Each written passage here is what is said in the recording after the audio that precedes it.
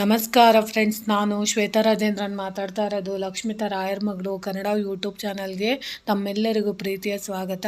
ಸ್ನೇಹಿತರೆ, ಇವತ್ತು ನಾನೊಂದು ನಿಮಗೆ ಪುಟ್ಟ ಉಪಾಯ ಹೇಳ್ಕೊಡ್ತಾ ಇದ್ದೀನಿ.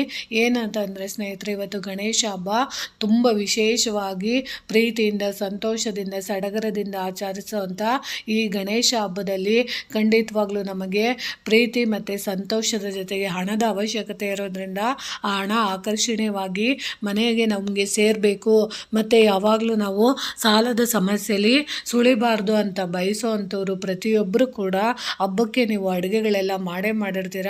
ತುಂಬ ವಿಶೇಷವಾಗಿ ನಿಮಗೆ ಯಾವ್ಯಾವ ರೀತಿ ಅಲಂಕಾರ ಮಾಡಬೇಕು ಆ ರೀತಿಯೆಲ್ಲ ಅಲಂಕಾರ ಮಾಡಿ ಸಂತೋಷ ಪಟ್ಟಿರ್ತೀರ. ಅದ್ರ ಜೊತೆಗೆ ವಿಶೇಷವಾದ ಗಣೇಶನಿಗೆ ಬೇಕಾದಂತಹ ಅಡುಗೆಗಳನ್ನೆಲ್ಲ ಮಾಡಿರ್ತೀರ, ನೈವೇದ್ಯ ಎಲ್ಲ ಮಾಡಿರ್ತೀರ.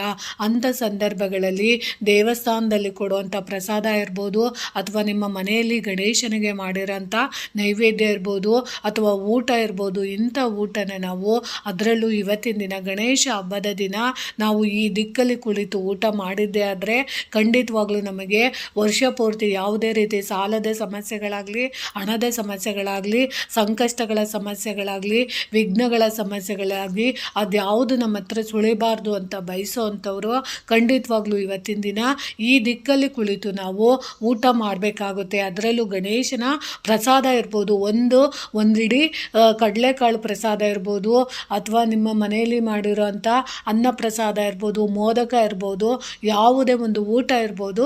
ನಾವು ಇವತ್ತಿನ ದಿನ ಈ ರೀತಿ ಮನೆ ಮಂದಿಯೆಲ್ಲ ಕುಳಿತು, ಅಥವಾ ನೀವು ಎಲ್ಲಿ ಕೂತಿರ್ತೀರೋ ಅಲ್ಲಿ ನೀವು ಪ್ರಸಾದ ಮಾಡೋವಂಥ ತಿನ್ನುವಂಥ ಸಂದರ್ಭದಲ್ಲಿ ಖಂಡಿತವಾಗ್ಲೂ ಈ ನಿಯಮನ ಇವತ್ತು ಪಾಲಿಸಿ ನೋಡಿ. ಖಂಡಿತವಾಗ್ಲೂ ನಿಮಗೆ ಅನ್ಕೋಬೇಕು, ಈ ವರ್ಷದಲ್ಲಿ ನಾನು ಮುಟ್ಟಿದ ಕೆಲಸಗಳೆಲ್ಲ ಸಕ್ಸಸ್ ಆಗ್ತಿದೆ, ಗೆಲುವು ಸಾಧಿಸ್ತಾ ಇದೆ, ನಮಗೆ ಯಾವುದೇ ರೀತಿ ಸಾಲದ ಸಮಸ್ಯೆಗಳಿಲ್ಲ, ದುಡ್ಡಿನ ಸಮಸ್ಯೆಗಳಿಲ್ಲ, ಎಲ್ಲ ಕಾರ್ಯಗಳು ಹೂವನ್ನ ಎತ್ತಷ್ಟು ಸುಲಭ ಆಗುತ್ತೆ, ಖುಷಿಯಿಂದ ನಾವು ಈ ವರ್ಷ ಪೂರ್ತಿ ಇದ್ದೀವಿ ಅನ್ನೋದು ನಿಮಗೆ ಅನುಭವ ಆಗುತ್ತೆ.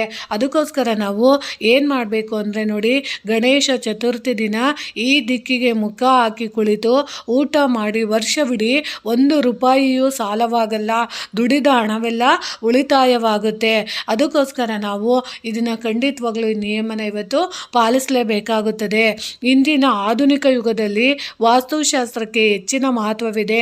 ಅನೇಕ ಜನರು ಕೆಲವು ಶುಭ ಕಾರ್ಯಗಳನ್ನು ಮಾಡಲು, ಮನೆಯನ್ನು ಕಟ್ಟಲು ವಾಸ್ತುಶಾಸ್ತ್ರವನ್ನು ಅನುಸರಿಸಿ ತಮ್ಮ ಕೆಲಸವನ್ನು ಪ್ರಾರಂಭಿಸುತ್ತಾರೆ.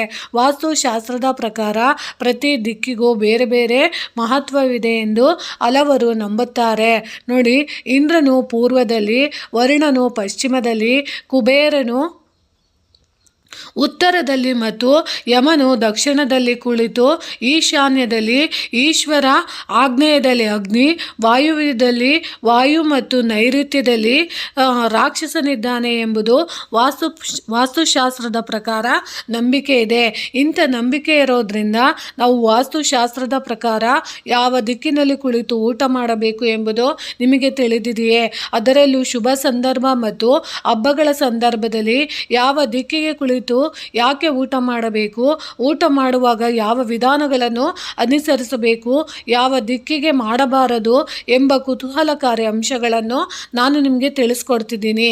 ಗಣೇಶ ಹಬ್ಬ ಹಿಂದೂಗಳ ಪಾಲಿಗೆ ಮಹತ್ವಪೂರ್ಣ ಹಬ್ಬ. ಈ ಸಂದರ್ಭದಲ್ಲಿ ಅನೇಕರು ತಮ್ಮ ಮನೆಗಳಲ್ಲಿ ಗಣಪನನ್ನು ಸ್ಥಾಪಿಸಿ ಪೂಜೆ ಮಾಡಿ ಹಬ್ಬ ಆಚರಿಸುತ್ತಾರೆ. ಆದರೆ ಈ ಸಂದರ್ಭದಲ್ಲಿ ಭೋಜನ ಮಾಡುವಾಗ ಕೆಲವೊಂದು ಪದ್ಧತಿಗಳನ್ನು ಅನುಸರಿಸಬೇಕು. ಅದರಲ್ಲೂ ಮುಖ್ಯವಾಗಿ ಊಟ ಮಾಡಲು ಕುಳಿತುಕೊಳ್ಳುವ ದಿಕ್ಕು ನೋಡಿ. ವಾಸ್ತುಶಾಸ್ತ್ರದ ಪ್ರಕಾರ ಗಣೇಶ ಹಬ್ಬದ ದಿನ ದಕ್ಷಿಣ ದಿಕ್ಕಿನಲ್ಲಿ ಕುಳಿತು ಊಟ ಮಾಡಬಾರದು. ಇದು ಎಲ್ಲ ದಿಕ್ಕುಗಳಲ್ಲೂ ಕೆಟ್ಟ ದಿಕ್ಕು ಎಂದು ಪರಿಗಣಿಸಲಾಗಿದೆ. ಇಲ್ಲಿ ಯಮಧರ್ಮರಾಜ ನೆಲೆಸಿರುತ್ತಾನೆ ಎಂದು ಹೇಳಲಾಗುತ್ತದೆ. ವಾಸ್ತುಶಾಸ್ತ್ರದ ಪ್ರಕಾರ ಉತ್ತರ ದಿಕ್ಕಿಗೆ ಕುಳಿತು ಊಟ ಮಾಡಿದರೆ ಆದಾಯ ಮತ್ತು ಬುದ್ಧಿಶಕ್ತಿ ಹೆಚ್ಚುತ್ತದೆ.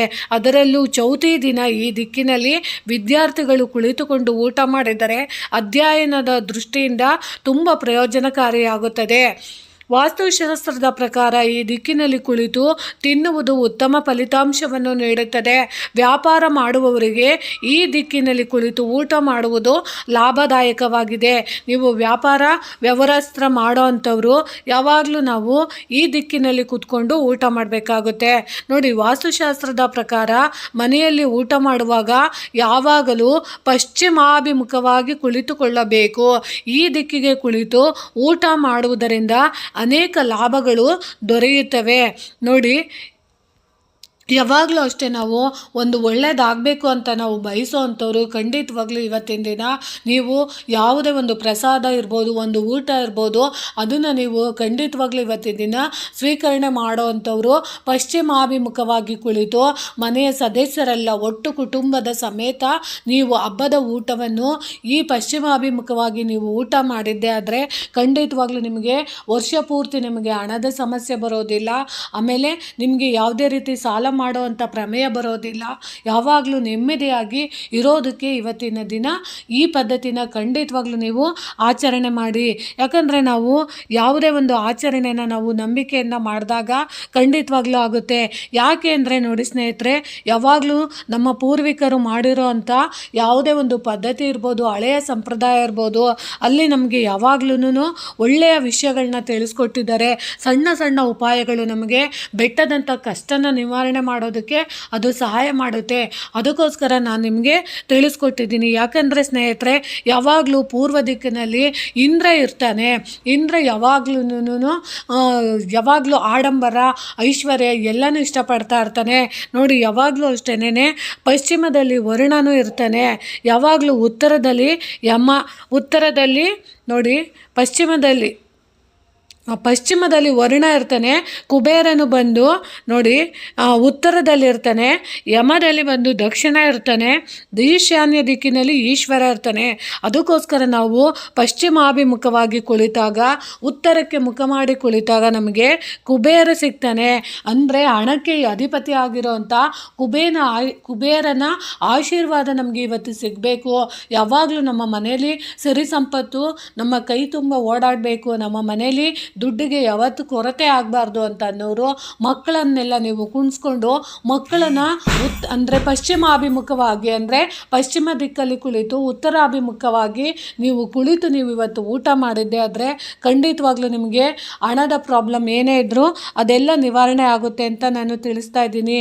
ಪಶ್ಚಿಮಾಭಿಮುಖವಾಗಿ ಕುಳಿತು ಕುಬೇರನ ದಿಕ್ಕಿಗೆ ನೀವು ಮುಖ ಮಾಡಿಕೊಂಡು ಊಟ ಮಾಡೋದ್ರಿಂದ ಉತ್ತರ ದಿಕ್ಕಿನಲ್ಲಿ ಕುಬೇರ ವಾಸ ಮಾಡಿರ್ತಾನೆ.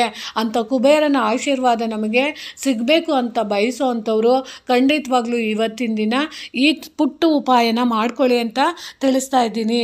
ಅಕಸ್ಮಾತ್ ನಿಮಗೆ ಪಶ್ಚಿಮಾಭಿಮುಖವಾಗಿ ಕುಳಿತಾಗ ನಿಮಗೆ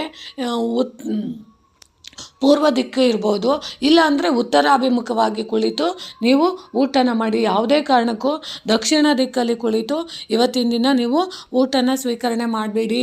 ದಕ್ಷಿಣ ದಿಕ್ಕಲ್ಲಿ ಯಮರಾಜ ವಾಸಿಸ್ತಾ ಇರ್ತಾನೆ. ಅದಕ್ಕೋಸ್ಕರ ನೀವು ಯಾವಾಗಲೂ ಉತ್ತರ ದಿಕ್ಕಲ್ಲಿ ಕುಳಿತು ಊಟ ಮಾಡಿ.